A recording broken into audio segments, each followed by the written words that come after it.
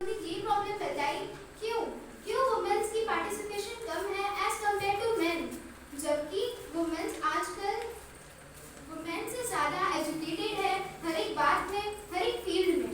और दूसरी payment gap, जब वुमेन्स और मैंस एक ही जैसे काम करते हैं उतने ही समय के लिए, तो पे गैप क्यों?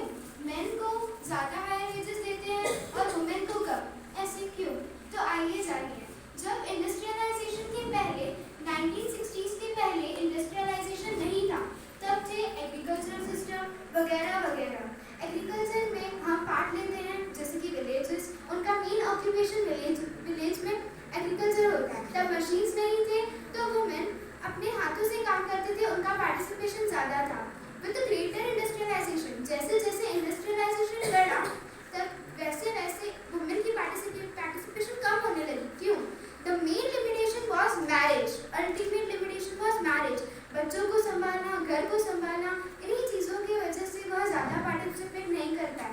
तब क्लॉडिया ने एक मेजर रूल निकाला 1960s के बाद, जब कॉन्ट्रासेप्टिव पिल्स वगैरह वगैरह लॉन्च हुए, उनके वजह से मैरिज की वजह से वुमेन वो मेथड्स यूज़ करके वह पार्ट ले सकते थे।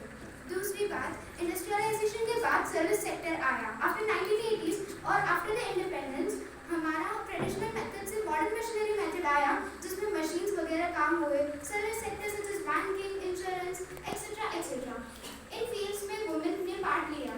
और सेकंड प्रॉब्लम, पेमेंट गैप। ये पेमेंट गैप ज़्यादा क्यों था? जब हम डेली वेजेस पे काम करते थे तो ये गैप बहुत कम था, एक दिन का खर्चा निकल जाता था। लेकिन जब डेली वेजेस का मेथड रिड्यूस करके मंथली वेजेस का आया, मंथली सैलरी का आया, तो वो बच्चों की वजह से या घर को संभालने की वजह से वह काम नहीं कर पाए। बट एट दिस टाइम हम गरूर से कह सकते हैं कि womens are not only as equal to the men but greater than men. Thank you. धन्यवाद।